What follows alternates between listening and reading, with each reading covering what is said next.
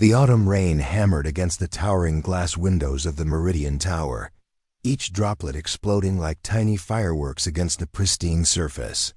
Inside the 42nd floor, the most exclusive veterinary clinic in Manhattan buzzed.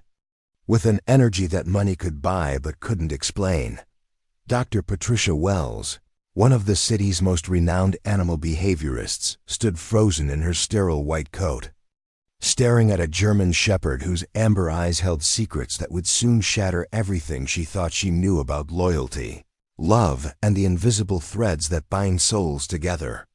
Before we jump back in, tell us where you're tuning in from, and if this story touches you, make sure you're subscribed, because tomorrow, I've saved something extra special for you. The dog's name was Atlas, and for the past 3 weeks, he had been exhibiting behavior so extraordinary, so utterly inexplicable, that it had drawn the attention of not just veterinary specialists, but behavioral scientists, geneticists, and, now, a team of private investigators. Atlas belonged to Marcus Kane, the ruthless billionaire CEO of Kane Industries, a man whose empire stretched across 3 continents and whose heart, according to every tabloid in the city, was made of ice and calculated ambition. But Atlas didn't care about his owner's reputation. All Atlas cared about was a baby named Emma, a 6-month-old infant living in a cramped studio apartment on the wrong side of Brooklyn, whose mother Sarah worked 3 jobs just to keep the lights on. The connection between them defied logic, defied science, and defied every principle Dr. Wells had learned in her 20-year career. When Marcus brought Atlas to the clinic 3 weeks ago, the dog had been in a state of frantic distress, whimpering, pacing, and refusing to eat. Security footage from Kane Industries showed Atlas abandoning his post as the building's security dog, something he had never done in his 4 years of service. Instead, the highly trained German shepherd had somehow navigated the complex subway system of New York City, traveled 17 miles across the city, and positioned himself outside a dilapidated apartment building in Sunset Park, Brooklyn. There, he had sat for 18 hours straight, his eyes fixed on a 3rd-floor window where a young mother rocked her crying baby to sleep. But this wasn't just a case of a lost dog finding his way to a random location. This was something far more profound, far more mysterious, and far more impossible to explain. Because Atlas had never been to that apartment building before. He had never met Sarah Martinez or her baby Emma. There was no logical reason for a pampered security dog from Manhattan's elite business district to risk everything to travel to a neighborhood he had never seen, to protect a child he had never met.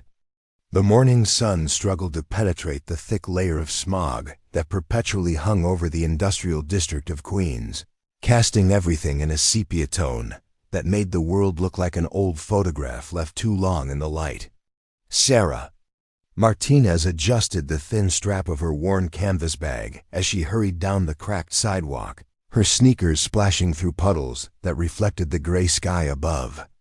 At 23, Sarah carried herself with the kind of exhaustion that came from bearing responsibilities far too heavy for someone so young. Yet her dark eyes still held flickers of determination that refused to be extinguished by circumstance. The baby carrier strapped to her chest bounced gently with each hurried step, and inside, 6-month-old Emma slept peacefully, her tiny fist curled around a threadbare stuffed elephant that had seen better days. Sarah's destination was the Metro Diner, a greasy spoon establishment where she worked the breakfast shift before heading to her afternoon job at the dry cleaners, and then finally to her evening position cleaning offices in a downtown high-rise. 3 jobs, 7 days a week, just to afford the rent on their studio apartment and keep Emma fed, clothed, and healthy. Sarah had learned to navigate life's obstacles with the precision of a skilled dancer, weaving between responsibilities and challenges with a grace born from necessity. She had been on her own since she was 16, when her mother lost her battle with cancer and her father disappeared into the bottom of a bottle, leaving behind only empty promises and unpaid bills. When Emma came into the world 6 months ago, Sarah made a promise that her daughter would never know the kind of instability that had defined her own childhood.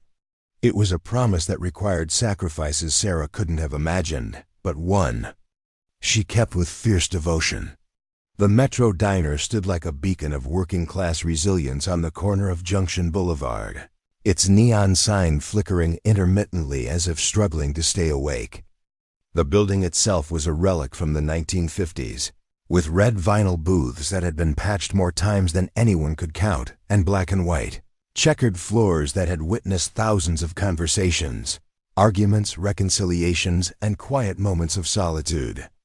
The smell of bacon grease and coffee hung in the air like an old friend, familiar and comforting in its consistency. Sarah pushed through the heavy glass door, the bell above announcing her arrival with a cheerful jingle that seemed out of place. In the pre-dawn darkness, the diner was already alive with activity, though the morning rush wouldn't begin for another hour. Behind the counter, Miguel Sandoval, the head cook and Sarah's closest friend at work, looked up from the grill where he was preparing the day's first batch of hash browns. His weathered face broke into a smile that transformed his usually serious expression into something warm and welcoming. Miguel was in his 50s, a man who had immigrated from El Salvador 30 years ago with nothing but hope and an unshakable belief in the American dream. He had worked his way up from dishwasher to head cook, and in that time, he had become something of a father figure to the younger employees who cycled through the diner's revolving door of part-time workers. Sarah was different, though. In the 8 months she had been working the breakfast shift, Miguel had watched her navigate single motherhood with a strength and determination that reminded him of his own wife, who had raised their 3 children while he worked double shifts to build a better life. "Morning, Mia," Miguel called out, using the Spanish term of endearment that had become his standard greeting for Sarah. "Emma keeping you up again?" Sarah shook her head as she carefully removed the baby carrier, settling it in the back office, where Emma could continue sleeping while Sarah worked. Actually, she slept through the night for the first time in weeks. "I almost didn't believe it when I woke up and saw it was already 5 a.m.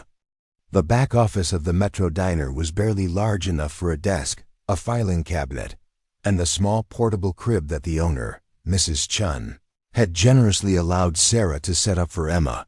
Mrs. Chun was a 70-year-old Taiwanese immigrant who had bought the diner 15 years ago when her husband retired from his job at the Postal Service. She had watched Sarah struggle through those first few months of balancing work and motherhood, and despite the diner's thin profit margins, she had quietly made accommodations that allowed Sarah to bring Emma to work when childcare fell through. As Sarah tied her apron around her waist and checked the coffee machines, the familiar rhythm of the morning routine began to settle over her like a comfortable blanket. There was something soothing about the predictability of the breakfast rush, the way the same customers ordered the same meals at the same times, the way the coffee always needed to be fresh, and the way the bacon always needed to be crispy but not burnt. In a life that often felt chaotic and uncertain, the diner provided an anchor of consistency that Sarah had come to treasure. The first customers began trickling in around 6:30, construction workers grabbing coffee and donuts before heading to job sites, office workers picking up breakfast sandwiches to eat at their desks, and retirees who came in for the social interaction as much as the food. Sarah moved between tables with practiced efficiency, balancing plates on her arms and remembering orders without writing them down, a skill she had developed out of necessity when she realized that stopping to write everything down slowed her down too much during the busy morning rush. It was during the height of the breakfast rush, around 8:15, when everything changed. Sarah was refilling coffee for a regular customer, Mr. Peterson, a retired postal worker who came in every Tuesday and Thursday for scrambled eggs and wheat toast, when she heard a commotion outside. Through the large front window, she could see a crowd gathering on the sidewalk, and people were pointing and talking excitedly about something she couldn't quite see. "What's all that about?" Mr. Peterson asked, craning his neck to get a better view of whatever was happening outside. Preparing and narrating this story took us a lot of time, so if you are enjoying it, subscribe to our channel. It means a lot to us. Now back to the story. Sarah set down the coffee pot and moved closer to the window, her curiosity piqued by the unusual activity. What she saw made her heart skip a beat and her breath catch in her throat. There, sitting perfectly still on the sidewalk directly in front of the diner, was the most beautiful German shepherd she had ever seen. The dog's coat was a rich blend of black and tan, perfectly groomed and obviously well cared for, and around his neck was a collar that even from a distance looked expensive and sophisticated. But it wasn't the dog's appearance that caught Sarah's attention. It was the way he was sitting, perfectly motionless, his intelligent amber eyes fixed unwaveringly on the front window of the diner. More specifically, his gaze seemed to be directed at the back office where Emma was sleeping in her portable crib. The dog's posture was alert but not aggressive, focused but not threatening. It was as if he was standing guard, protecting something precious from invisible dangers. Miguel appeared beside Sarah, wiping his hands on his apron as he peered out the window. "That's one hell of a beautiful dog," he said, his voice tinged with admiration. "Somebody's missing a very expensive pet." As if responding to Miguel's comment, the German shepherd rose to his feet and took several steps closer to the window. The crowd that had gathered began to murmur more loudly, and several people pulled out their phones to take pictures. But the dog paid no attention to the gathering crowd or the clicking cameras. His entire focus remained on the diner, on something inside that only he seemed to understand. Sarah felt a chill run down her spine, though she couldn't have explained why. There was something about the dog's behavior that seemed too purposeful, too directed to be coincidental. She had lived in New York City long enough to know that stray dogs were not uncommon, but this was clearly not a stray. This was a well-trained, well-cared-for animal who had somehow ended up in front of a working-class diner in Queens, staring at her place of work with an intensity that made her uncomfortable. Mrs. Chun emerged from the kitchen, her small frame moving with surprising speed as she hurried to the window to see what was causing such a disturbance. Yeah," she exclaimed in Mandarin before switching to English. "What is that dog doing? He's going to scare away my customers." But the dog wasn't scaring anyone away.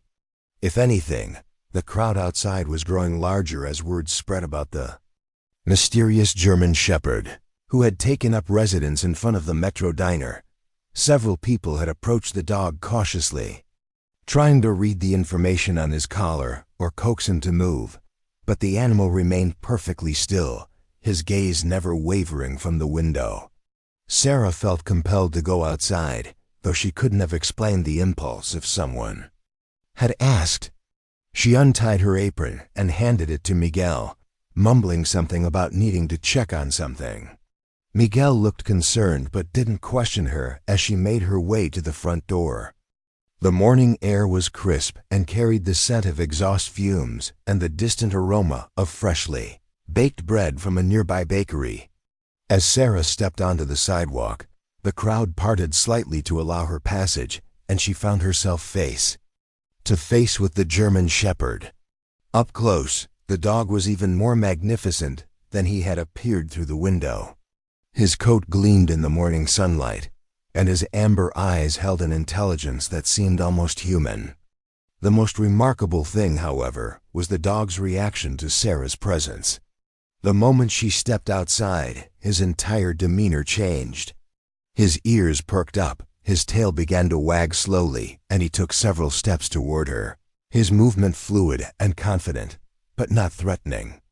It was as if he had been waiting for her specifically, as if her appearance was exactly what he had been hoping for. Sarah knelt down cautiously, extending her hand for the dog to sniff. His collar was indeed expensive, made of what looked like Italian leather with silver hardware that caught the light. Engraved on a silver tag was the name Atlas and a phone number with a Manhattan area code. But there was something else that caught Sarah's attention, something that made her breath catch in her throat. Around Atlas's neck, attached to his collar with a small clip, was a child's pacifier. It was pink and white, exactly the same brand, and color as the one Emma used, though this one looked newer, as if it had been carefully preserved rather than used. Sarah stared at the pacifier, her mind racing to make sense of what she was seeing. How could a dog she had never met be carrying something so specific, so intimately connected to babies and childcare?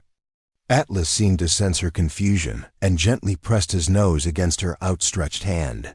His touch was warm and comforting, and for a moment, Sarah felt an inexplicable sense of peace wash over her. It was as if this beautiful, mysterious animal was trying to communicate something important, something that transcended the barriers of species and language. The crowd around them continued to grow, and Sarah could hear people speculating about who the dog belonged to and why he had chosen this particular location to make his stand. Someone mentioned that they had called animal control, and another person said they had tried the phone number on the collar, but hadn't been able to reach anyone. Sarah felt a sudden protective instinct surge through her, an inexplicable desire to shield this magnificent animal from the bureaucracy and potential confusion of the city's animal control system. "I'll try calling the number," Sarah announced to the crowd, pulling out her phone. Her hands trembled slightly as she dialed the Manhattan number engraved on Atlas's tag. The phone rang once, twice, 3 times, and then a crisp, professional voice answered. "Kane Industries, Executive Office." "This is Jennifer speaking." Sarah was momentarily taken aback. She had expected to reach a pet owner or perhaps a veterinary clinic, not what sounded like a corporate office. "Hi, I'm calling about a dog named Atlas. I found him outside my workplace, and this number was on his collar." There was a pause on the other end of the line, and Sarah could hear muffled voices in the background. "Please hold," Jennifer said. And Sarah was immediately transferred to what sounded like elevator music. After what felt like an eternity, but was probably only a minute, a different voice came on the line. This voice was deeper, more authoritative, and carried an urgency that made Sarah straighten her posture instinctively. "This is Marcus Kane. You found Atlas? Where is he? Is he hurt?" The intensity in the man's voice surprised Sarah. She had expected concern, but this sounded like barely controlled panic. "He's fine," she said quickly. "He's sitting outside the Metro Diner in Queens. He seems healthy, just focused on something. He won't move." "Queens?" Marcus Kane's voice sharpened with what sounded like disbelief. "What the hell is he doing in Queens? I'll be there in 20 minutes. Keep him there. Don't let anyone take him." The line went dead before Sarah could respond, leaving her staring at her phone in confusion. The crowd around her had grown even larger, and several people were now taking videos with their phones, clearly intrigued by the mysterious German shepherd and the drama unfolding around him. Atlas, for his part, seemed completely oblivious to the attention. His focus remained fixed on the diner window, on whatever invisible force was drawing him to this place. Sarah looked at her watch and realized that she had been outside for nearly 15 minutes. The breakfast rush was in full swing, and she knew Miguel and Mrs. Chun needed her inside. But something about Atlas's presence felt significant, important, in a way she couldn't articulate. She made a decision that surprised even herself. "I have to go back to work," she announced to the crowd, "but I'll stay until his owner gets here." As she turned to go back inside, Atlas did something that made everyone on the sidewalk gasp in amazement. He stood up and followed her to the door of the diner, positioning himself directly in front of the entrance, as if he were a guardian or protector. When Sarah paused at the door and looked back at him, he sat down again, but his gaze never left her face. Inside the diner, the breakfast rush was reaching its peak, and Sarah threw herself back into work with renewed energy. Though her mind kept drifting to the mysterious dog outside and the urgent voice of Marcus Kane, every few minutes, She found herself glancing out the window to check on Atlas, who remained in his self-appointed position by the door, his presence both comforting and puzzling. Miguel noticed her distraction and approached her during a brief lull between orders. "That dog, he's waiting for you, isn't he?" he said, his voice carrying the wisdom of someone who had observed human and animal behavior for decades. Sarah nodded, not trusting her voice to remain steady. "His owner is coming to get him, but Miguel, there's something strange about this whole situation. The dog has never been here before, but he's acting like he's protecting something. And he has a baby's pacifier on his collar." Miguel's eyebrows rose in surprise. "A pacifier? That is strange, Mia. Dogs don't usually carry around baby things unless—" He paused, his expression becoming thoughtful. "Unless they've been around babies. Maybe his owner has a child?" The possibility hadn't occurred to Sarah, but it made sense. Perhaps Atlas belonged to a family with a baby, and something about the diner or its surroundings reminded him of home. But even as she considered this explanation, something about it felt incomplete, as if there were pieces of the puzzle she wasn't seeing. 20 minutes later, just as Marcus Kane had promised, a sleek black Mercedes pulled up in front of the diner.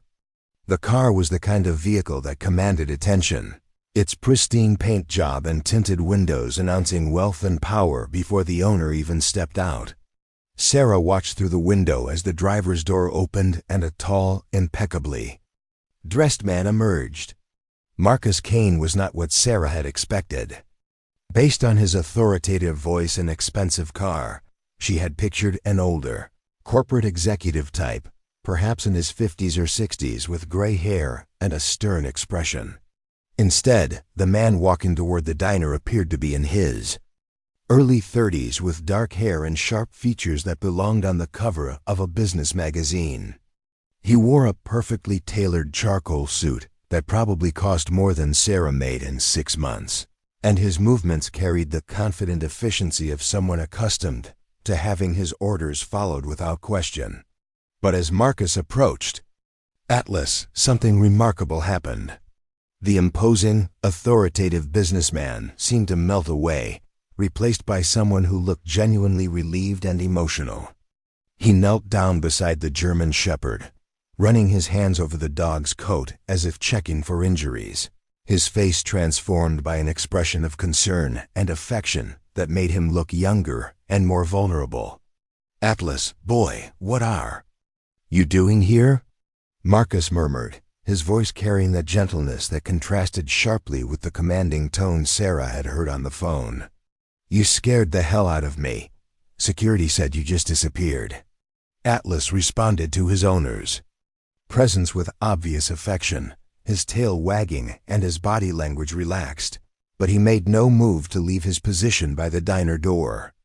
Even as Marcus stood and gently tugged on his collar, the dog remained firmly planted, his gaze returning to the window and whatever lay beyond it. Sarah realized that she was staring and quickly looked away, but not before Marcus Kane's eyes met hers through the window. For a moment, their gazes locked, and Sarah felt an odd jolt of recognition, as if she had seen those eyes before in a dream or a half-remembered photograph. Marcus's expression was unreadable, but there was something in his eyes that looked like surprise or perhaps confusion. Marcus tried several more times to coax Atlas away from the diner, but the dog refused to budge. It was clear that whatever had drawn him to this place was stronger than his loyalty to his owner, a realization that seemed to frustrate and perplex Marcus in equal measure. Finally, he straightened his tie, ran a hand through his hair, and walked toward the entrance of the diner. The bell above the door chimed as Marcus Kane stepped inside, and Sarah felt the energy in the room shift palpably. Miguel looked up from the grill. Mrs. Chun emerged from behind the register, and a handful of customers still lingering over their coffee turned to stare at the obvious outsider. Marcus Kane belonged in boardrooms and five-star restaurants, not in a working-class diner in Queens, and everyone present seemed to sense the incongruity of his presence. Sarah approached him cautiously, wiping her hands on her apron. Mr. Kane? I'm Sarah, the one who called about Atlas. Marcus studied her face with an intensity that made Sarah uncomfortable, as if he were trying to solve a puzzle that she was somehow part of. Thank you for calling, he said, his voice polite but carrying an undercurrent of confusion. I'm sorry for any trouble Atlas has caused. He's never done anything like this before.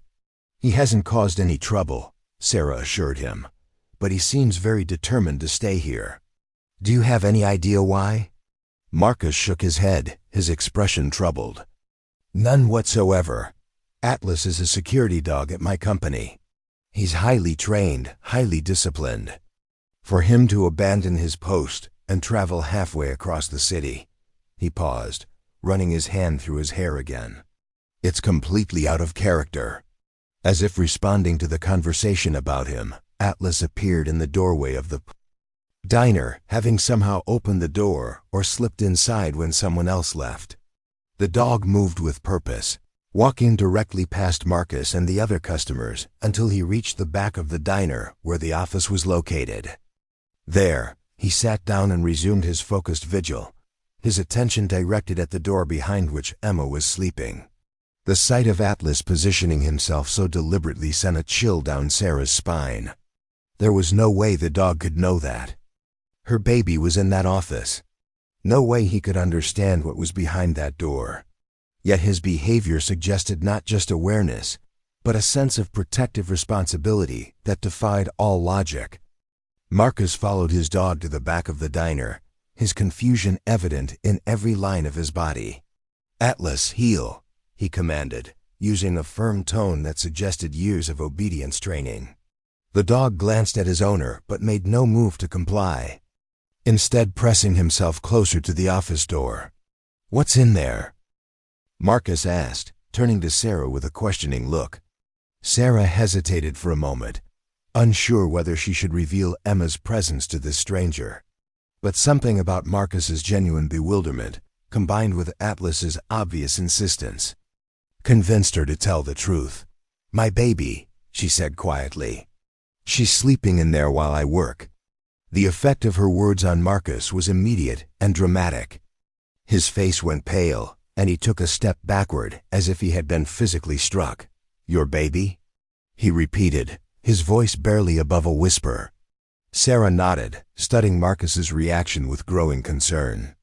Her name is Emma. She's 6 months old. Why? Is that significant somehow? Marcus didn't answer immediately. Instead, he stared at the office door as if it held the secrets of the universe. When he finally spoke, his voice was strained and uncertain. May I see her? The request was so unexpected, so oddly vulnerable, that Sarah found herself nodding before she had fully processed what she was agreeing to.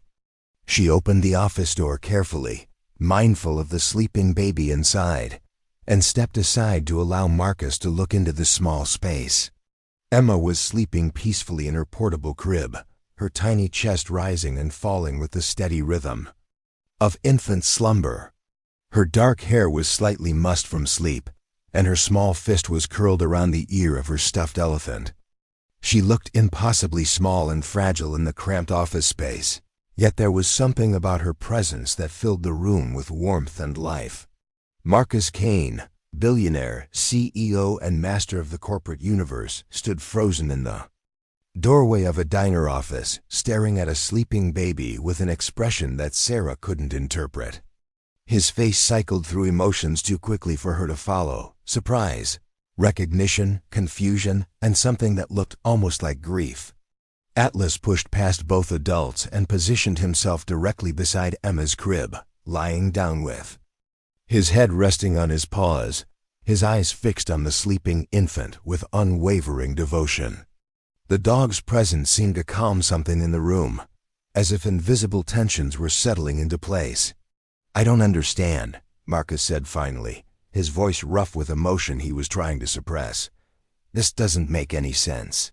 Sarah studied his profile, noting the way his hands clenched and unclenched at his sides, the way his breathing had become shallow and irregular. Mr. Kane, are you all right? You look like you've seen a ghost." Marcus turned to look at her, and Sarah was startled to see tears gathering in his eyes. "What did you say your baby's name was?" "Emma," Sarah replied, her voice soft with concern. "Emma Rose Martinez." "Why?" The tears that had been threatening to fall now spilled over, and Marcus Kane, the man who commanded boardrooms and built business empires, began to cry in the back office of a Queen's diner. Sarah watched in amazement as this powerful, composed man seemed to crumble before her eyes, his carefully constructed facade dissolving like sugar in rain. "I'm sorry," Marcus managed to say through his tears. "I'm so sorry. This is impossible. This can't be happening." Sarah reached out instinctively, placing a gentle hand on his arm. "What can't be happening?" "Mr. Kane, you're scaring me. What's wrong?" Marcus looked down at her hand on his arm, then back at the sleeping baby, then at Atlas, who had never moved from his protective position beside the crib. When he spoke again, his voice was barely audible, filled with a pain that seemed to come from the deepest part of his soul. "Emma Rose," he whispered. "That was my daughter's name. Emma Rose Kane. She would have been 6 months old." The silence that followed Marcus Kane's revelation stretched between them like a bridge spanning an impossible chasm. Sarah felt her hand slip from his arm as the weight of his words settled over the cramped office space. Emma Rose Kane. Name echoed in her mind, bouncing off the walls of logic and reason until it landed somewhere deep in her chest where instinct and intuition lived. Marcus wiped his eyes with the back of his hand, a gesture so vulnerable and human that it seemed at odds with his expensive suit and commanding presence. Atlas remained motionless beside Emma's crib, his breathing synchronized with the baby's. Peaceful slumber, as if he were sharing in her dreams. The German shepherd's devotion to the sleeping infant now carried a weight of meaning that neither Sarah nor Marcus fully understood, but both felt in their bones. "Mr. Kane," Sarah said. Carefully, her voice barely above a whisper, "What happened to your daughter?" The question hung in the air like smoke, visible and toxic. Marcus closed his eyes and leaned against the doorframe, his carefully constructed composure continuing to crumble. When he opened his eyes again, they held a pain so deep and raw that Sarah felt her own heart clench in sympathy. "She died," Marcus said, the words falling from his lips like stones dropped into still water. "Emma Rose died when she was 3 days old. Born premature, complications from delivery. The doctor said her lungs weren't developed enough. She fought for 72 hours, and then—" He couldn't finish the sentence, but he didn't need to. Sarah understood the magnitude of loss contained in that silence, the way grief could hollow out a person from the inside while leaving them looking perfectly intact on the surface. She had never lost a child, but she had lost her mother, and she recognized the particular kind of devastation that came from having love ripped away before you were ready to let it go. "I'm so sorry," Sarah said, meaning it with every fiber of her being. "When did this happen?" 7 months ago, Marcus replied, his voice gaining strength as he forced himself to continue. "My wife, Rebecca, she didn't handle it well. The grief consumed her. She blamed me, blamed herself, blamed the doctors, blamed God. She started drinking, taking pills, disappearing for days at a time. I tried to help her, tried to get her into treatment, but she was drowning and she didn't want to be saved." Sarah watched as Marcus struggled with memories that clearly still held the power to wound him. She noticed how his hands trembled slightly as he spoke, how his eyes kept drifting back to Emma, as if her peaceful presence could somehow ease the pain of remembering his own daughter. "Rebecca left 3 months ago," Marcus continued. "She said she couldn't stand to be around me because I reminded her of what we lost. She moved to California to stay with her sister. The divorce papers came last week." The picture Marcus was painting was one of loss layered upon loss, a man who had watched his family disintegrate, piece by piece, until he was left alone with his grief and his memories. Sarah felt a surge of empathy so strong it made her chest ache. She understood the loneliness of carrying responsibilities that felt too heavy, of trying to build a life from the wreckage of circumstances beyond your control. Atlas was Rebecca's idea, Marcus said, his voice taking on a different tone as he looked down at his dog. She thought having a companion animal might help us cope with the loss. We got him from a breeder upstate about 2 months after Emma Rose died. He was supposed to be a comfort dog, but Rebecca was too deep in her grief to bond with him, so Atlas became mine. As if sensing his name in the conversation, Atlas lifted his head slightly, but made no move to leave his post beside Emma's crib. His amber eyes moved between Marcus and Sarah, intelligent and watchful, before returning to the sleeping baby. There was something almost mystical about the dog's focus, as if he could sense things beyond human perception. He's never shown any particular interest in children, Marcus continued, his brow furrowed in confusion. We've walked past playgrounds, been around my business associates' kids, encountered babies and toddlers in the park. He's always been polite but indifferent, but with your Emma. He shook his head, unable to finish the thought. Sarah looked down at her sleeping daughter, trying to see her through Atlas's eyes, trying to understand what invisible thread might connect this particular baby to a dog who had never met her. Emma stirred slightly in her sleep, her tiny hand opening and closing as if reaching for something in her dreams. The movement was so small, so ordinary, yet in the context of the morning's extraordinary events, it felt loaded with significance. There's something else, Marcus said, his voice dropping to barely audible levels. Something I haven't told you yet. Sarah looked up at him, noting the way his jaw tightened as if he were preparing to reveal something that cost him effort to say aloud. The office suddenly felt smaller, the air thicker, as if the walls themselves were leaning in to hear what Marcus was about to confess. The pacifier on Atlas's collar, Marcus began, his eyes focused on something beyond Sarah's shoulder. It belonged to my daughter. It was in her mouth when she died.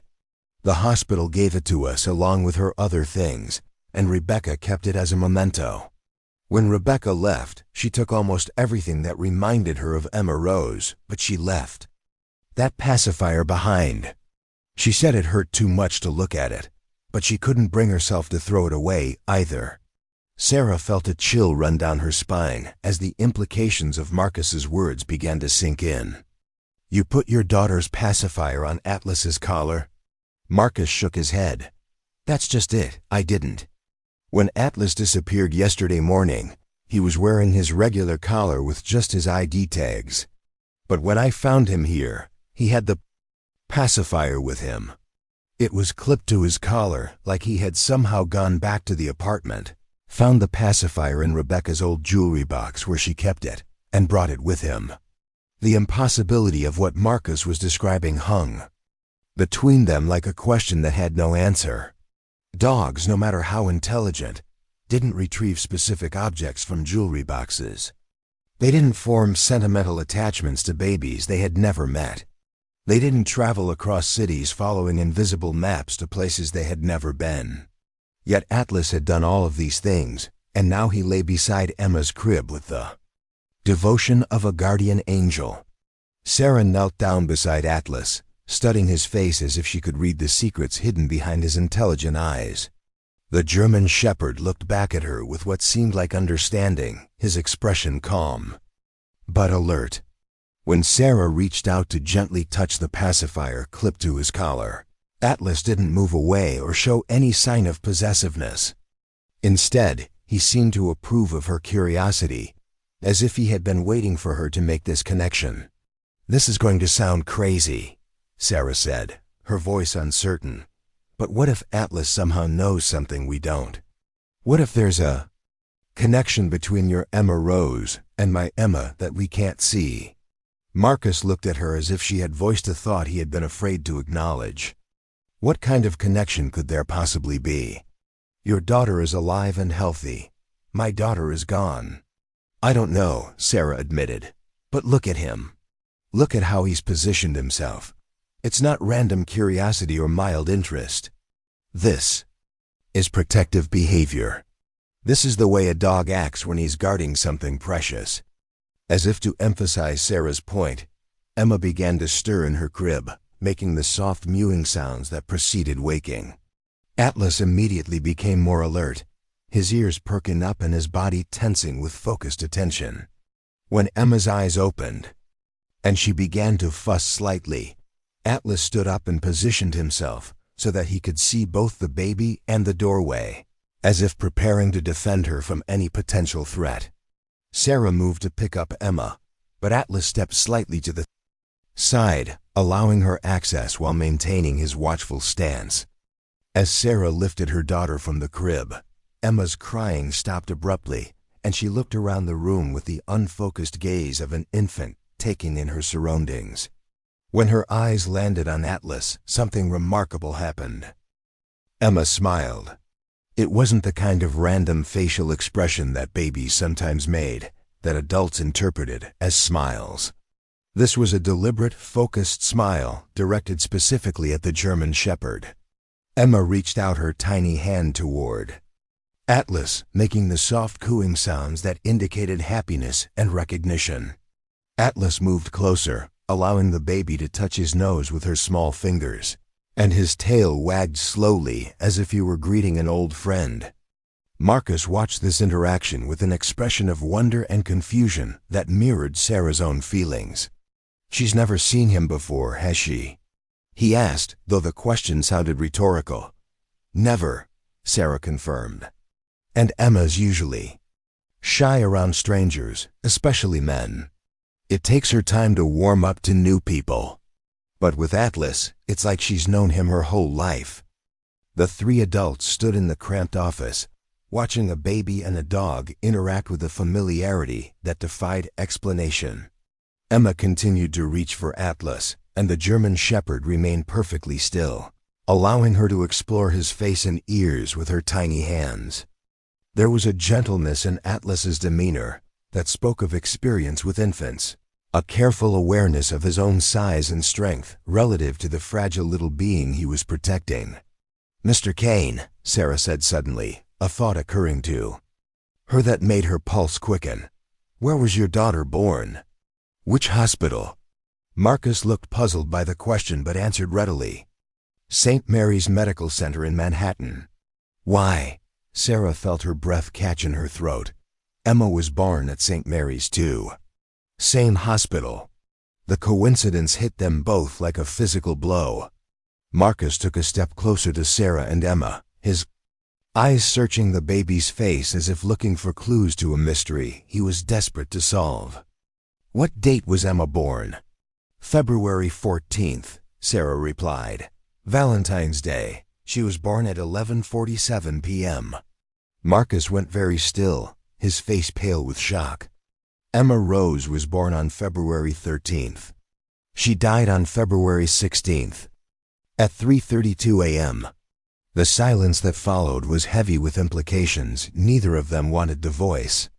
Two babies named Emma, born within 24 hours of each other at the same hospital, one who lived and one who died. A dog who had formed an inexplicable attachment to the surviving child, carrying with him a memento of the child who was lost. The coincidences were piling up like evidence in a case that neither Sarah nor Marcus knew how to prosecute. "There has to be an explanation," Marcus said, but his voice lacked conviction. "People have babies at the same hospital all the time. Emma is a popular name. These could all be coincidences." "Could be," Sarah agreed. But she was thinking about the way Atlas had traveled 17 miles across the city to find Emma. The way he had somehow acquired Emma Rose's pacifier. The way her own daughter had smiled at him with immediate recognition and trust. But what if they're not? Before Marcus could respond, Mrs. Chun appeared in the doorway of the office, her small frame filling the space with authority despite her size. She looked at the scene before her with the practical assessment of someone who had seen many strange things in her 70 years of life and had learned to take them in stride. "Sarah," Mrs. Chun said, her accented English carrying the tone of Gentle concern. The lunch customers are starting to arrive, and Miguel needs help with the orders. Also, there are people outside taking pictures of the dog and posting things on the internet. It's becoming a circus. Sarah looked at Marcus, suddenly aware that their intense conversation had been taking place in the middle of her workplace. During what was supposed to be her shift, the real world was intruding on the bubble of mystery and emotion that had surrounded them, demanding attention to practical matters like work schedules and public disturbances. I should get back to work, Sarah said, though she felt reluctant to leave the office and break the spell of connection that had formed between them.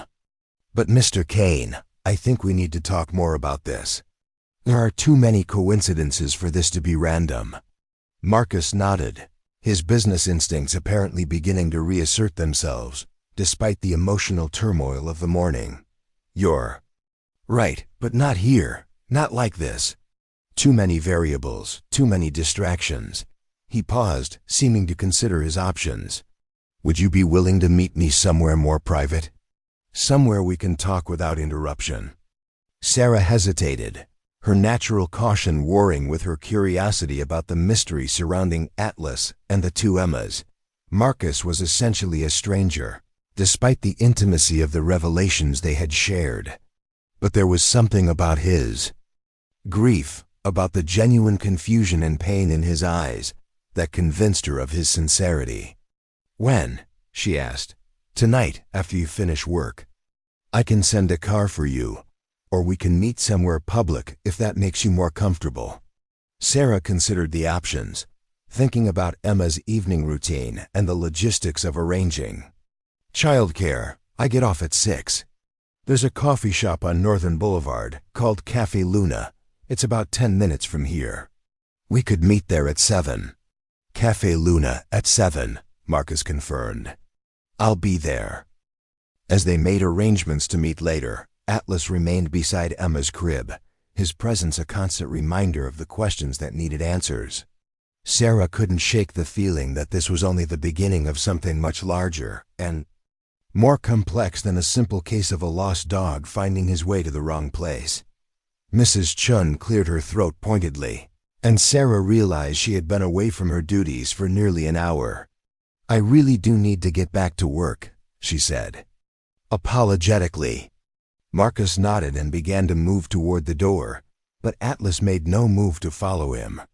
Instead, the German shepherd settled back down beside Emma's crib, his message clear. He wasn't leaving. Atlas heel, Marcus commanded, using the same firm tone that had failed to move the dog earlier. Atlas looked at his owner but remained where he was, his loyalty to Emma apparently stronger than his obedience to Marcus. He can stay, Sarah heard herself saying, surprising even herself with the offer. If it's okay with Mrs. Chun, he can stay here while I work, as long as he's not causing problems. Mrs. Chun looked at Atlas with the assessing gaze of someone evaluating a potential disruption to her business. The German shepherd sat perfectly still under her scrutiny, his posture respectful but determined. After a moment, Mrs. Chun shrugged with the philosophical acceptance of someone who had learned to adapt to unexpected circumstances. He's well behaved, she said pragmatically. And he's bringing customers. People are coming in to see the famous dog. As long as he doesn't interfere with the work, he can stay. Marcus looked torn between his desire to take his dog home and his recognition that Atlas had made his own choice about where he wanted to be. I don't understand any of this, he said, running his hand through his hair in a gesture that was becoming familiar. But if you're sure it's not an imposition. It's not, Sarah assured him. We'll see you tonight at 7. Marcus nodded and headed toward the front of the diner, pausing at the door to look back at Atlas one more time. The dog acknowledged his owner's departure with a slight tilt of his head, but made no move to follow.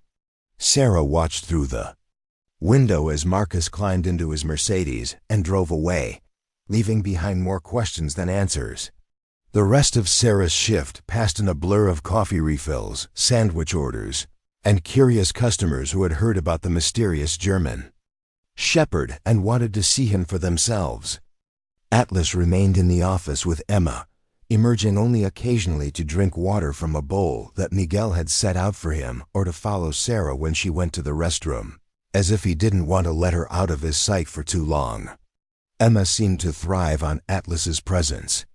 She was more alert and interactive than usual, spending long periods awake and content in her crib while Atlas kept watch beside her.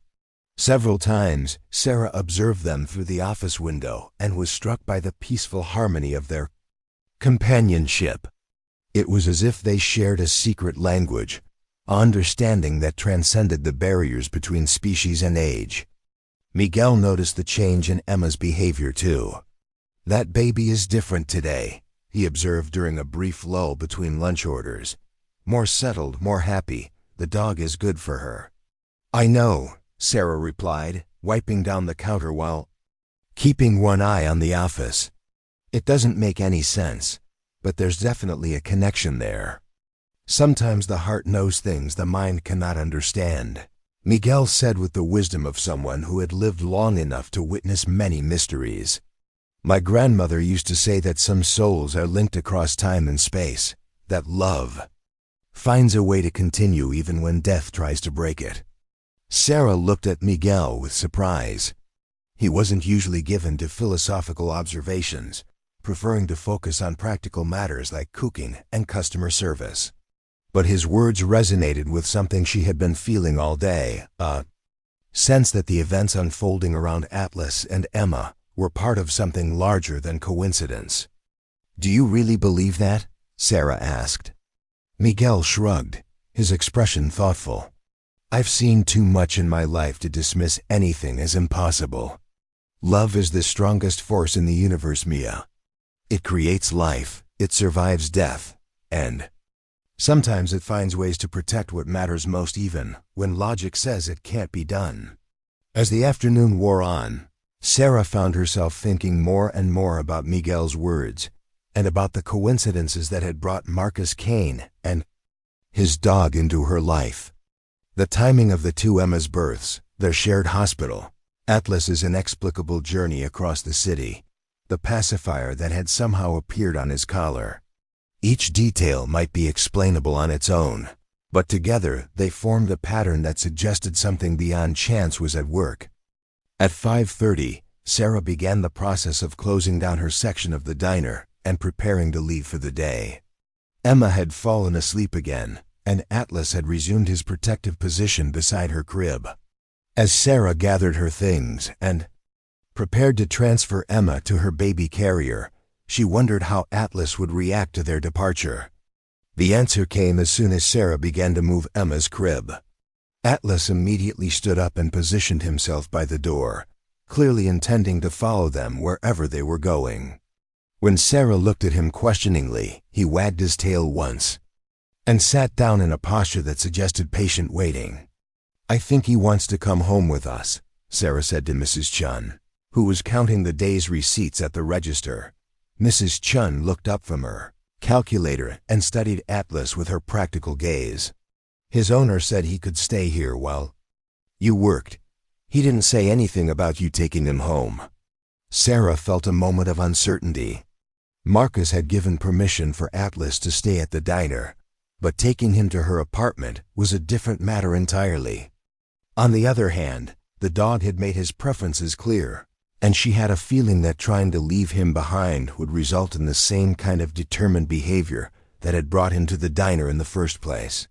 "I'll call Mr. Kane and ask," Sarah decided, pulling out her phone. Marcus answered on the second ring, his voice carrying the distracted tone of someone dealing with business matters. "Sarah, is everything all right? Is Atlas behaving himself?" "He's been perfect," Sarah assured him. "But I think he wants to come home with Emma and me. I don't want to overstep, but he seems determined to stay close to her." There was a pause on Marcus's end of the line, and Sarah could hear the sound of papers rustling and what might have been keyboard typing. "I've been thinking about this situation all day," Marcus said finally. "I've been trying to find logical explanations, rational reasons for Atlas's behavior. But I keep coming back to the same conclusion, which is that there's something happening here that I don't understand, but that I need to trust. If Atlas wants to stay with you and Emma, then maybe that's what's supposed to happen. At least until we can figure out what's going on. Sarah felt a surge of relief that she hadn't expected. The thought of separating Atlas from Emma now felt wrong, as if she would be interfering with something important and necessary. Are you? Sure, I mean he's your dog and you've only just met us. I'm not sure about anything anymore, Marcus admitted. But I've learned to trust Atlas's instincts. He's never been wrong about people or situations before. If he's chosen to protect Emma, then maybe she needs protecting in ways we can't see. The implications of Marcus's words sent a chill down Sarah's spine. What do you mean, protecting her? Protecting her from what? I don't know, Marcus said, and Sarah could hear the frustration in his voice. But I keep thinking about the timing, about the fact that Emma Rose died just days before your Emma was born. What if Atlas somehow understands something about that timing that we don't? What if his presence isn't just about companionship, but about protection? Sarah looked down at Emma, sleeping peacefully in her carrier, and then at Atlas, whose amber eyes held depths of knowledge that she couldn't fathom. The idea that her daughter might need protection from some unseen threat was terrifying, but there was something about Atlas's unwavering vigilance that suggested Marcus might be right. We definitely need to talk tonight, Sarah said. There are too many questions and not enough answers. Agreed. I'll see you at 7 at Cafe Luna. And Sarah, thank you for being open to this. I know how strange it must seem. After ending the call, Sarah gathered Emma's things and prepared to leave the diner with her unexpected canine guardian. Atlas walked beside them with the purposeful stride of a professional bodyguard, his attention constantly scanning their surroundings for potential threats. Other pedestrians noticed him and gave the trio a wide berth, perhaps sensing the intensity of the dog's protective focus. Sarah's apartment was a modest studio on the 3rd floor of a pre-war building that had seen better days. The hallway smelled faintly of cooking oil and old carpet, and the elevator worked only sporadically, but the rent was affordable and the neighborhood was safe. As they climbed the 2 flights of stairs, Atlas stayed close to Sarah's side, his body language alert but not aggressive. The apartment itself was small but cheerful, decorated with second-hand furniture that Sarah had refinished herself in artwork that Emma had created during her brief artistic phase in high school. There wasn't much space, but Sarah had arranged it efficiently to accommodate both her needs and Emma's, with a corner dedicated to baby supplies and a small play area near the window where Emma could enjoy the afternoon light. Atlas immediately began a systematic inspection of the apartment, moving from room to room with the thoroughness of a security professional. He checked the locks on the windows, investigated the closets, and positioned himself near the front door for several minutes as if memorizing the sounds and smells of the hallway beyond. Finally, he returned to the main room and settled down beside Emma's crib, resuming the protective vigil that had become his primary mission. Sarah watched this behavior with growing amazement. Atlas wasn't just visiting her apartment. He was securing it. His movements were too purposeful, too systematic to be casual exploration. This was a dog who understood the concept of perimeter defense and was implementing it with professional precision. As Sarah prepared Emma's bottle and began her evening routine, she found herself talking to Atlas as if he were a longtime friend rather than a dog she had met that morning. I don't know what's going on here, Atlas, she said as she warmed the formula, but I'm glad you're here. Emma seems happier with you around, and honestly, so am I. Atlas looked up at her with what seemed like understanding, his tail wagging, once as if acknowledging her words. When Emma woke for her evening feeding, Atlas positioned himself so that he could observe both the baby and the apartment's entry points, his vigilance unwavering even during the peaceful domestic routine. At 6:30, Sarah began preparing to leave for her meeting with Marcus. She had arranged for her downstairs neighbor, Mrs. Rodriguez, an elderly woman who occasionally babysat Emma, to stay with the baby while she was gone.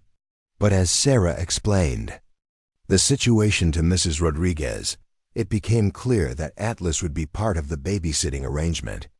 "This is the dog from the news?" Mrs. Rodriguez asked, looking at Atlas with curiosity rather than fear. "My granddaughter showed me the videos on her phone.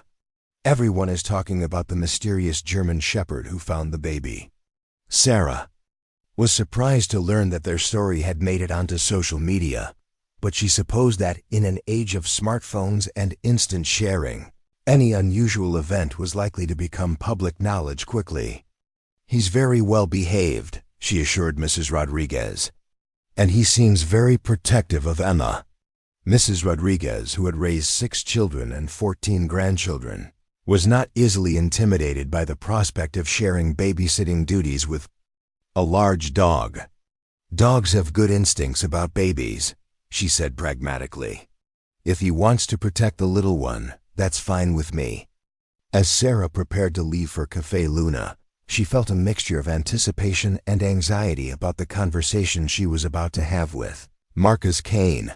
The questions that had been building all day demanded answers, but she sensed that those answers might change her life in ways she wasn't prepared for. The safe, predictable routine she had built for herself and Emma was already being disrupted by forces beyond her control, and she had a feeling that the disruption was just beginning. Atlas seemed to sense her departure and followed her to the door, his expression alert and questioning. For a moment, Sarah thought he might try to come with her, but instead he returned to Emma's side, settling down with the resigned air of a soldier accepting an unpleasant but necessary duty. The message was clear. His priority was protecting Emma, even if it meant letting Sarah face whatever was coming next on her own. Café Luna sat nestled between a laundromat and a small grocery store on Northern Boulevard, its warm amber lighting spilling onto the sidewalk through large windows that had been painted with cheerful sunflowers by a local artist. The cafe was exactly the kind of neighborhood establishment that Marcus Kane would never have noticed under normal circumstances, the type of place where working families grabbed coffee on their way to second jobs and teenagers did homework while nursing single drinks for hours.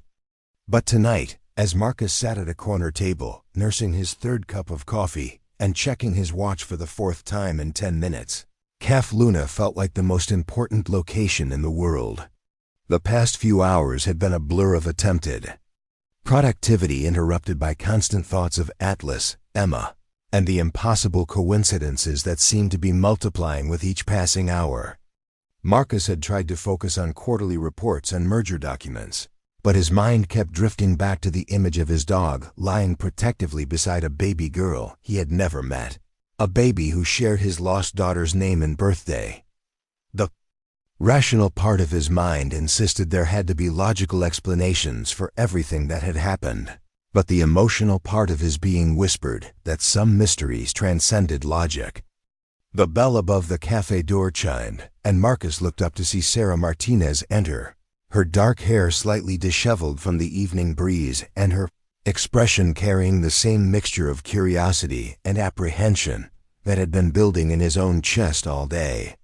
She scanned the cafe briefly before her eyes found his, and Marcus felt that same inexplicable jolt of recognition he had experienced when he first saw her through the diner window. There was something about Sarah that felt familiar, as if he had been waiting to meet her without knowing it. Sarah approached his table with the cautious grace of someone who had learned to navigate unfamiliar situations with careful observation. She wore jeans and a simple blue sweater that brought out the warmth in her brown eyes, and Marcus found himself noticing details about her that seemed important, though he couldn't have explained why. The way she tucked a strand of hair behind her ear when she was nervous, the slight callus on her index finger that suggested she wrote by hand frequently, the faint scent of baby powder that clung to her clothes like an invisible badge of motherhood. "Mr. Kane," Sarah said as she settled into the chair across from him, her voice polite but carrying an undercurrent of the same tension that had been building between them all day. "Please, call me Marcus," he replied, gesturing to the menu board above the counter. "Can I get you something to drink?" "Coffee, tea." "Coffee would be good," Sarah said, and Marcus rose to place the order, grateful for the momentary distraction. As he waited at the counter, he found himself watching Sarah's reflection in the window, noting the way she fidgeted with her phone and glanced around the cafe, as if assessing potential exit routes. She was nervous, but there was a strength in her posture that suggested she was here by choice rather than obligation. When Marcus returned with Sarah's coffee, a comfortable silence settled between them for a moment. The cafe's evening crowd provided a gentle backdrop of conversation and clinking dishes, creating a buffer of normalcy around the extraordinary conversation they were about to have. Marcus found himself studying Sarah's face in the warm light, searching for clues to the mystery that had brought them together. "How is Emma?" Marcus asked, breaking the silence with the question that had been foremost in his mind since leaving the diner. "She's good," Sarah replied, a soft smile crossing her face at the mention of her daughter. "Actually, she's been better than good. I've never seen her so content and alert. It's like Atlas's presence has had a calming effect on her that I can't explain." Marcus nodded, having suspected as much based on what he had observed that morning. Atlas has always been intuitive about people's emotional states. It's part of what made him such an effective security dog. But what I saw today was different. This wasn't just intuition, it was recognition.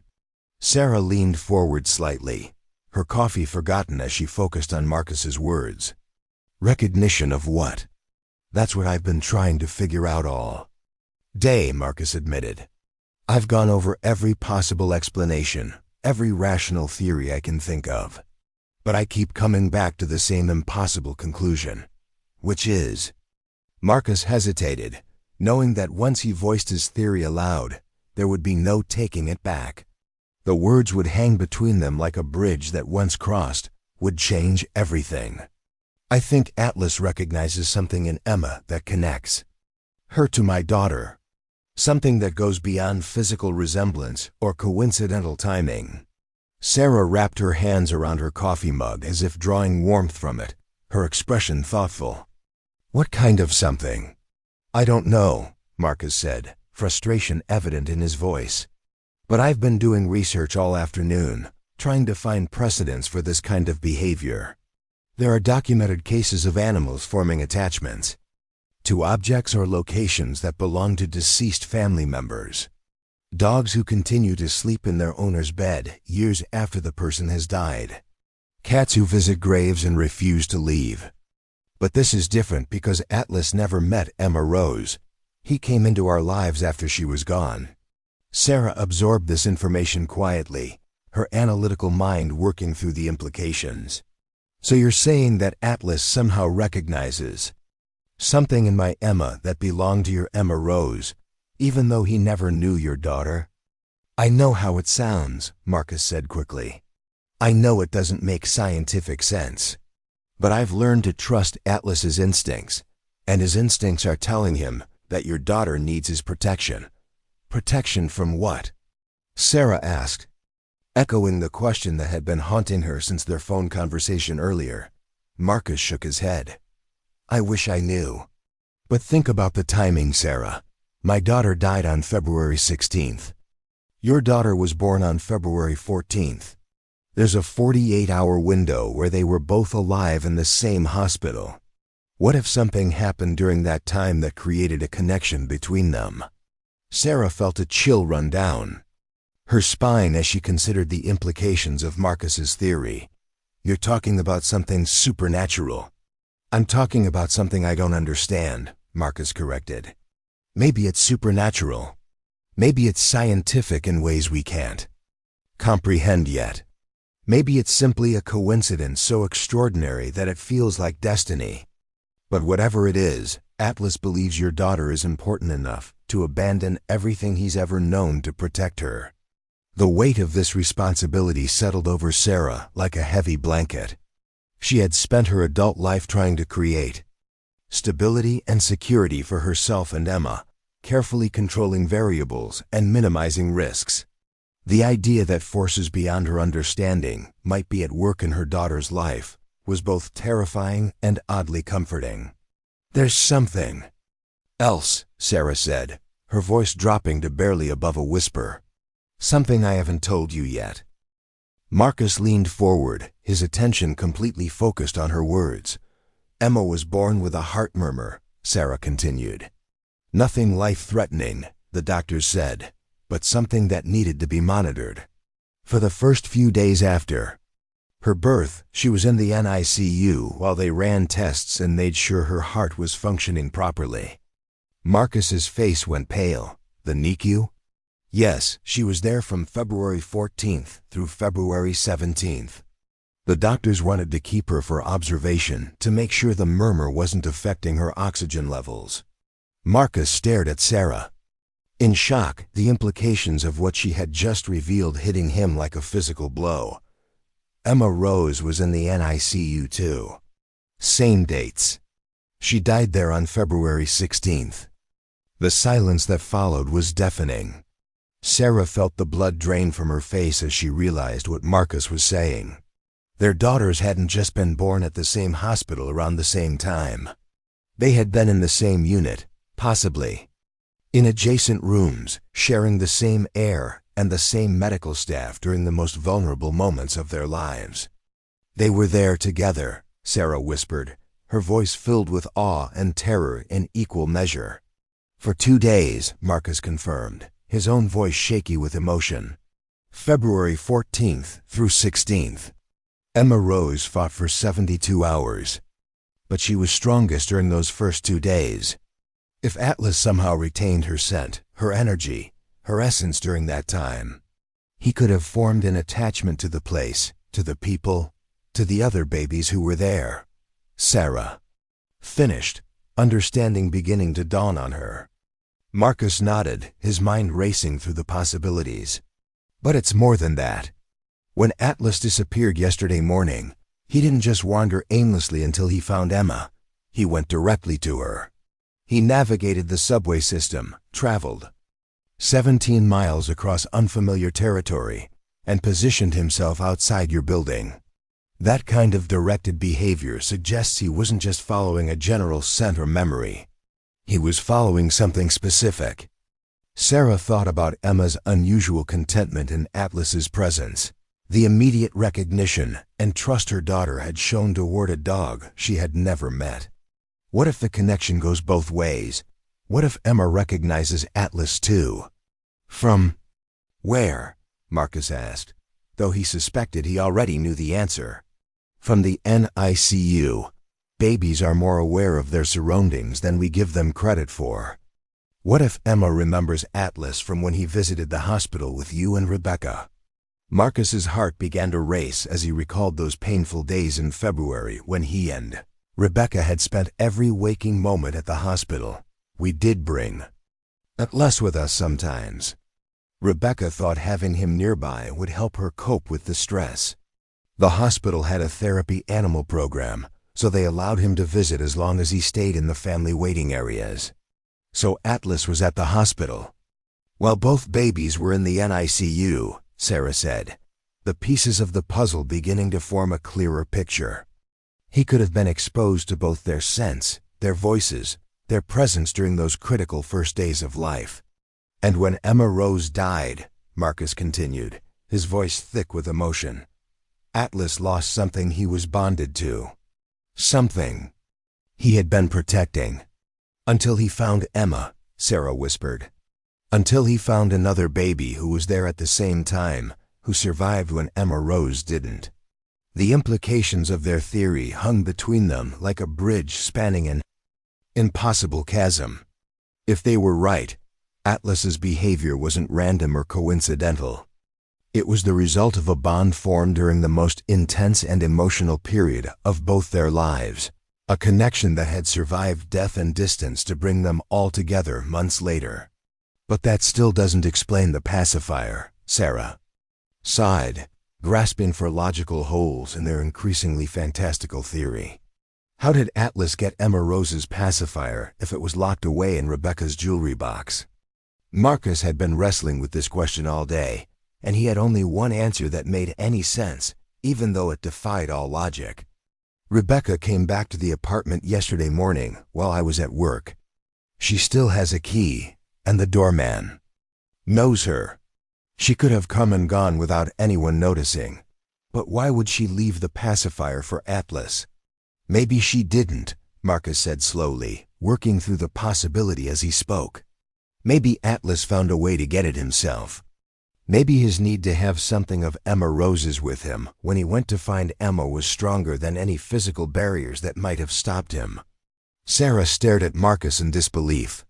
You're suggesting that Atlas somehow opened a jewelry box and took the pacifier himself? I'm suggesting that grief and love can make anyone desperate enough to do impossible things, Marcus replied. And Atlas loved Emma Rose even though he barely knew her. He was there when she died. He felt Rebecca's pain and my pain. Maybe that combination of love and loss gave him the determination to do whatever was necessary to find another baby to protect. The idea that love could transcend physical limitations and drive beings to perform seemingly impossible acts resonated with something deep in Sarah's heart. She thought about the lengths she had gone to in order to provide for Emma, the 3 jobs she worked, the sacrifices she made daily without thinking twice about them. Love was indeed a force that could push people beyond their perceived limitations. Assuming you're right, Sarah said carefully. Assuming Atlas's connection to Emma is real and meaningful, what happens now? What does this mean for all of us going forward? Marcus had been dreading this question because he didn't have a clear answer. The logical part of his mind said that Atlas would eventually adjust to Emma's presence in his life and would be willing to return to his normal routine. But the emotional part of his being suspected that this connection was permanent, that Atlas had found his true purpose in protecting Emma and would never willingly give it up. I think it means that our lives are connected now, Marcus said.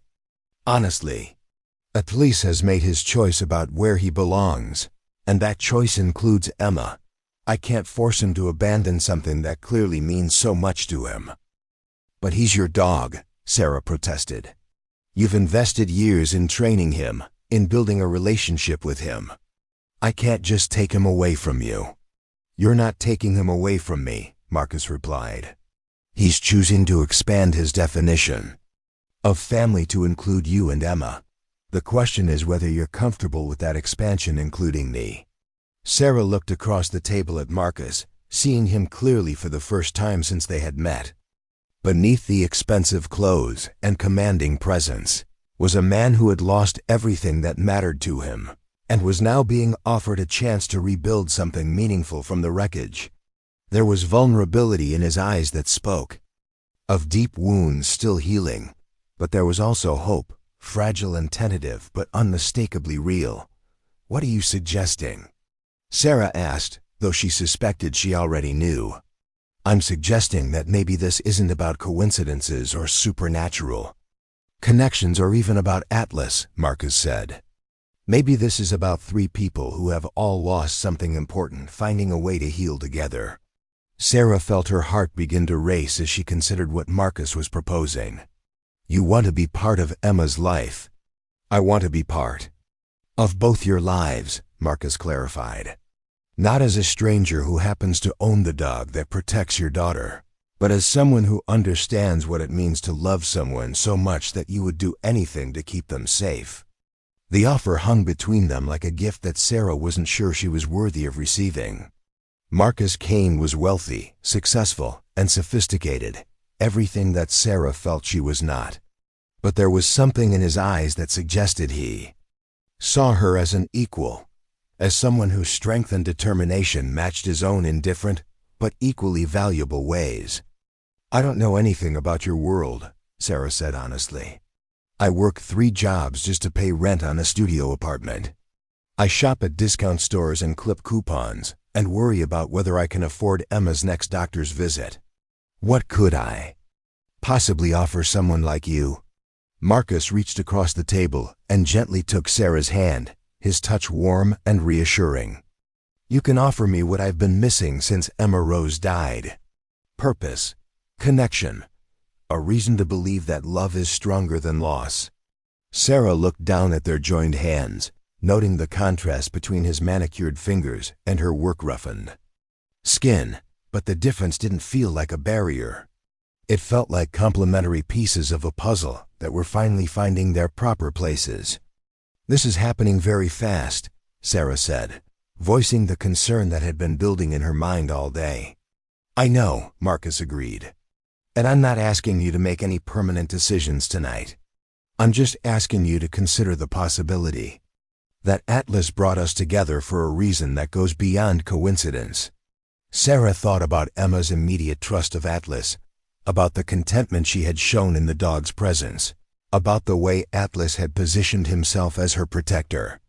Without being asked, if there was a connection between her daughter and Marcus's lost child, then maybe there was also meant to be a connection between the adults who loved them. What would this look like? Sarah asked. If we decided to explore this connection, what would that mean practically? Marcus had been thinking about this question all day, trying to balance his desire to be close to Atlas and Emma with his respect for Sarah's independence and autonomy. It could mean whatever we decide it means. Maybe I help with Emma's expenses so you don't have to work 3 jobs. Maybe I provide security for both of you since Atlas seems to think Emma needs protection.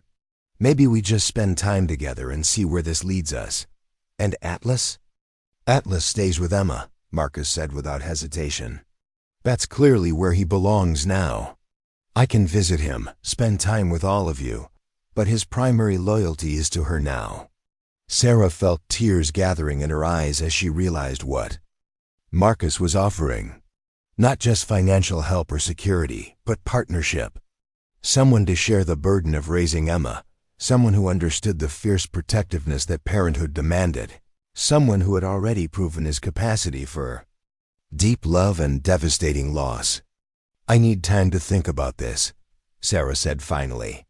It's not just about me. I have to consider what's best for Emma. Of course, Marcus agreed. Take all the time you need. But while you're thinking, consider this. Emma has been alive for 6 months, and in that time, she's never responded to anyone the way she responded to Atlas today.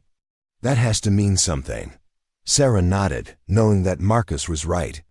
Emma's immediate bond with Atlas wasn't something that could be dismissed or explained away. It was real, powerful, and apparently mutual. If Atlas truly believed that Emma needed his protection, then perhaps she did, in ways that Sarah couldn't see or understand. There's one more thing, Sarah said, her voice uncertain. If we're going to explore this connection, if we're going to try to build something together, I need to know that you're not just looking for a replacement for what you lost. Emma isn't Emma Rose, and I'm not Rebecca. We can't fill the holes that their absence left in your life. Marcus's grip on Sarah's hand tightened slightly, and she could see the pain that flashed across his face at the mention of his lost family. I know that, he said quietly. Emma Rose is gone, and nothing will ever change that. Rebecca chose to leave, and I've accepted that our marriage is over. But that doesn't mean I'm not capable of loving again, of building something new instead, of trying to recreate something that's gone. The sincerity in Marcus's voice convinced Sarah that he understood the distinction she was making. He wasn't looking for substitutes or replacements. He was looking for new beginnings. That made all the difference in the world. Okay, Sarah sighed, making a decision that felt both terrifying and inevitable. Let's see where this leads us. But slowly. One step at a time. Marcus smiled, and Sarah realized it was the first truly happy expression she had seen on his face since they met. One step at a time, he agreed. As they prepared to leave the cafe, Sarah felt a sense of anticipation mixed with uncertainty about what the future might hold. She was about to embark on a journey that would take her far from the safe, predictable. Life she had built for herself and Emma. But as she thought about Atlas's unwavering devotion to her daughter and Marcus's genuine desire to be part of their lives, she couldn't shake the feeling that they were all exactly where they were supposed to be. The walk back to Sarah's apartment was quiet but comfortable, both of them processing the implications of the commitment they had just made to explore their connection. When they reached Sarah's building, Marcus hesitated on the sidewalk, clearly wanting to see Atlas and Emma, but unsure whether his presence would be welcome. "You can come up," Sarah offered. "Mrs. Rodriguez is still there, and I'm sure Atlas is wondering where you've been." Marcus's face lit up with gratitude, and they climbed the stairs to Sarah's third-floor apartment together. The sound of their footsteps echoed in the narrow hallway, and Sarah found herself acutely aware of Marcus's presence beside her, the way he automatically positioned himself slightly behind her, as if protecting her from unseen threats. When Sarah opened the apartment door, they were greeted by the sight of Mrs. Rodriguez, knitting peacefully in the corner chair, while Atlas lay beside Emma's crib, his head raised alertly at their arrival. Emma was awake and content, making soft cooing sounds as she played with a small stuffed toy.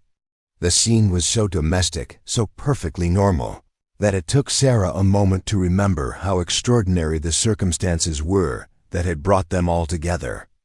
Atlas rose to greet Marcus with obvious affection, his tail wagging and his body language relaxed but still alert. But after a brief reunion with his owner, the German shepherd returned to his position beside Emma's crib, his message clear. His priorities had shifted, and Emma's welfare now came first. Marcus watched this interaction with a mixture of pride and sadness, understanding that he was witnessing the end of one chapter of his relationship with Atlas and the beginning of another. His dog had found a new purpose, a new family to protect, and Marcus would have to learn to share him. "He's happy," Mrs. Rodriguez observed, gathering up her knitting as she prepared to leave. "The dog, I mean. He's been watching the baby all evening, very serious, very dedicated. But content too, like he's found what he was looking for." Sarah thanked Mrs. Rodriguez for babysitting and walked her to the door, leaving Marcus alone with Atlas and Emma for a few moments. When she returned, she found Marcus kneeling beside the crib, talking quietly to Emma while Atlas watched approvingly. "She's beautiful," Marcus said, his voice thick with emotion. "She has such alert eyes, like she's taking in everything around her." "She's been more alert since Atlas arrived," Sarah confirmed. "It's like his presence has given her confidence to explore her surroundings." Marcus stood and turned to face Sarah, his expression serious but hopeful. "I know this is all happening very quickly, and I know you have every reason to be cautious about letting a stranger into your life. But I want you to know that I don't take lightly what you're offering me. The chance to be part of Emma's life, to help protect and care for her. It's more than I ever hoped for after losing Emma Rose." Sarah felt tears gathering in her eyes as she heard the raw honesty in Marcus's voice. "I'm scared," she admitted. "I've been on my own for so long, making all the decisions and bearing all the responsibility. The idea of sharing that with someone else is both terrifying and appealing." "We'll figure it out together," Marcus assured her. "No pressure, no expectations beyond what feels right for all of us. Atlas has given us a reason to trust each other. Now we just have to learn how to trust ourselves." As Marcus prepared to leave for the evening, Atlas made no move to follow him. Instead, the German shepherd settled down beside Emma's crib for what was clearly intended to be an all-night vigil. Marcus looked at his dog with a mixture of admiration and resignation, understanding that their relationship had evolved into something new and different. "I'll see you tomorrow," Marcus said to Sarah as he headed toward the door. "Maybe we can start figuring out what this new arrangement looks like." After Marcus left, Sarah sat in her apartment looking at Atlas and Emma, trying to process everything that had happened in the space of a single day. 24 hours ago, her biggest concern had been whether she could afford to take Emma to the pediatrician for her next checkup. Now she was contemplating a complete reorganization of her life, around a mysterious connection between her daughter and a dog who might hold the key to healing a grieving father's broken heart. Atlas looked up at her as if sensing her thoughts, his amber eyes holding an intelligence that continued to amaze her. There was something about his gaze that suggested he understood far more than any dog should be able to comprehend, as if he were privy to secrets that existed beyond the boundaries of ordinary perception. "What do you know that we don't?" Sarah asked him quietly, and Atlas tilted his head slightly as if considering how to answer a question that had no words for a response. Emma chose that moment to make a soft sound that drew both Sarah's and Atlas's attention.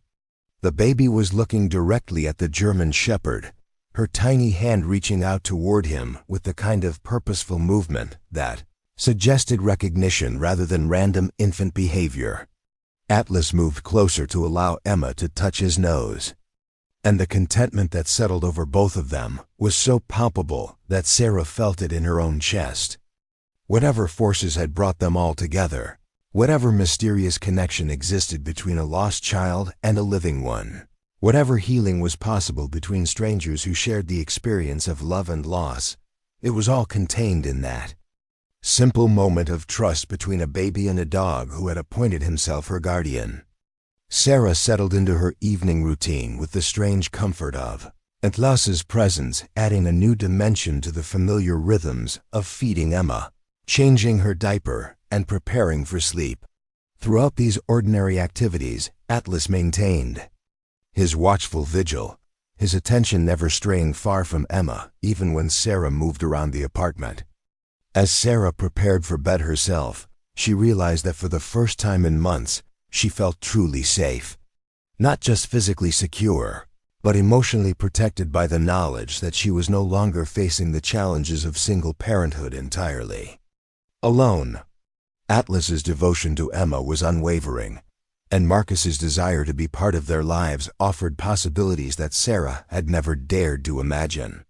The night passed peacefully, with Atlas maintaining his protective watch over Emma while Sarah slept more deeply than she had in weeks. When morning came, it brought with it the promise of answers to questions that had been building since the moment Atlas first appeared outside the Metro diner, and the beginning of a journey that would change all their lives in ways none of them could yet imagine. 3 weeks later, Sarah stood in the genetics laboratory at Mount Sinai Hospital, holding Emma while Marcus paced nervously beside her.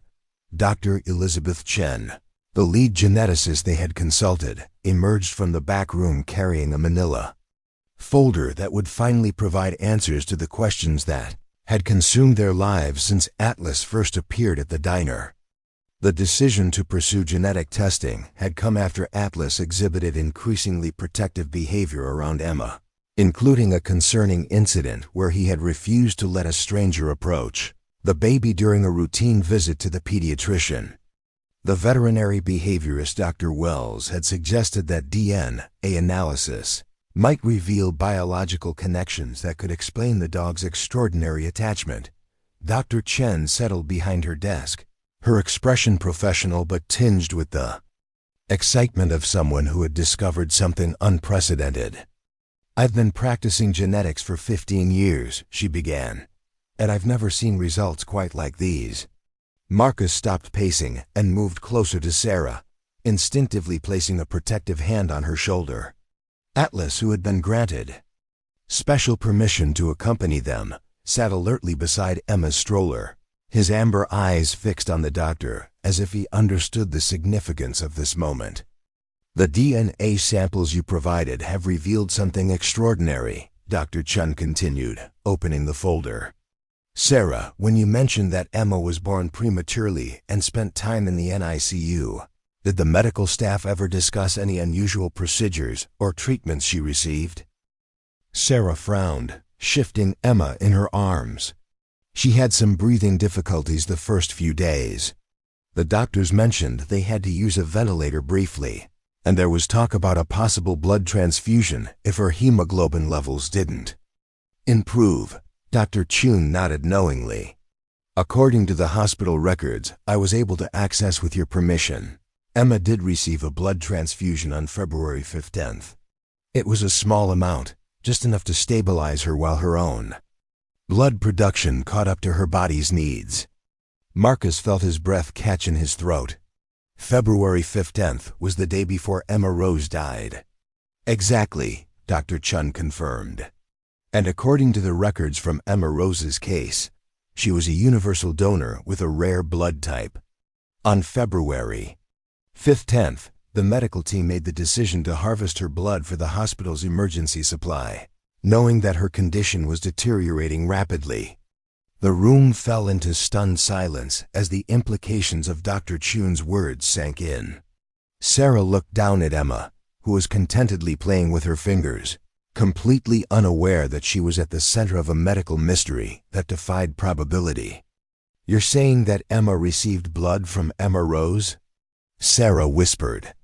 "The DNA analysis confirms it," Dr. Chun said gently.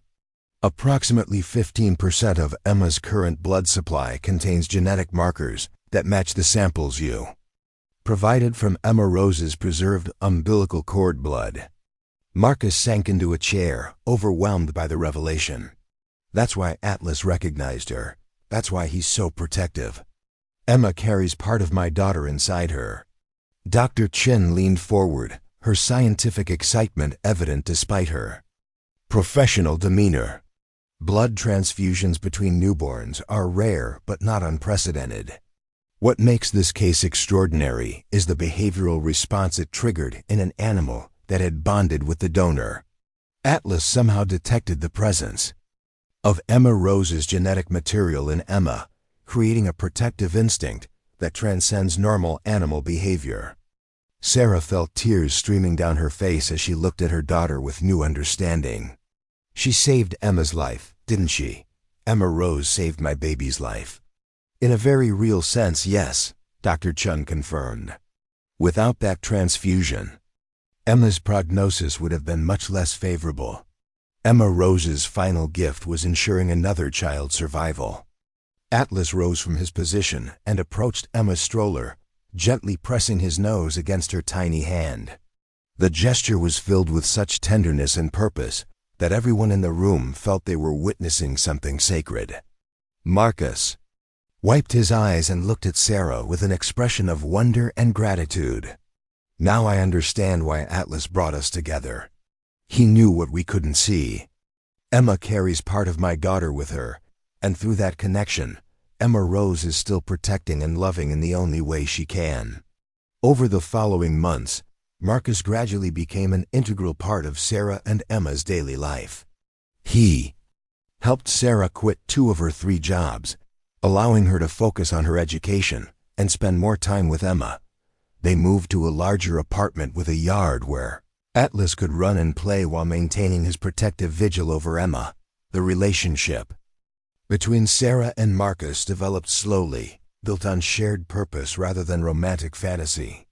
They were 2 people who had experienced loss and found healing through their commitment to protecting and nurturing new life. Emma thrived in their care, growing into a confident and joyful child who seemed to understand instinctively that she was surrounded by love from both the living and the dead. Atlas never wavered in his devotion to Emma. As she grew from infant to toddler, he adapted his protective style to match her developmental needs, becoming her constant companion and guardian. The pacifier that had once belonged to Emma Rose remained clipped to his collar, a tangible reminder of the connection that had brought them all together. On Emma's first birthday, Marcus, Sarah, and Atlas visited Emma Rose's grave together. They brought balloons and flowers, and Emma babbled happily while Atlas sat quietly beside the headstone, his head bowed as if in prayer. It was a moment of perfect closure and new beginning, honoring what was lost while celebrating what had been found. Dr. Wells published a paper about Atlas's case that gained international attention in veterinary and behavioral science circles. The story of the dog who could detect genetic connections through blood transfusions opened new avenues of research into animal consciousness and the bonds that exist between all living beings. But for Marcus, Sarah, and Emma, the scientific explanations mattered less than the love that had grown between them. They had become a family not through traditional means, but through the mysterious workings of fate, loss, and the unbreakable connections that bind souls together across the boundaries of life and death. Les had found his purpose in protecting Emma. Marcus had discovered that healing was possible after devastating loss. And Sarah had learned that sometimes the greatest gifts come disguised as impossible coincidences. Emma Rose's brief life had created ripples of love and protection that continued to grow, proving that some connections are so powerful, they transcend even death itself. As Emma took her first steps in the backyard of their new home, with Atlas walking carefully beside her and Marcus and Sarah watching from the porch, it was clear that love had indeed found a way to continue, to heal, and to create new possibilities. From the fragments of broken dreams, the mystery of the billionaire's dog who wouldn't leave the poor girl's baby alone had been solved. But the love story it revealed would continue for generations to come. Up next, you've got two more standout stories right on your screen.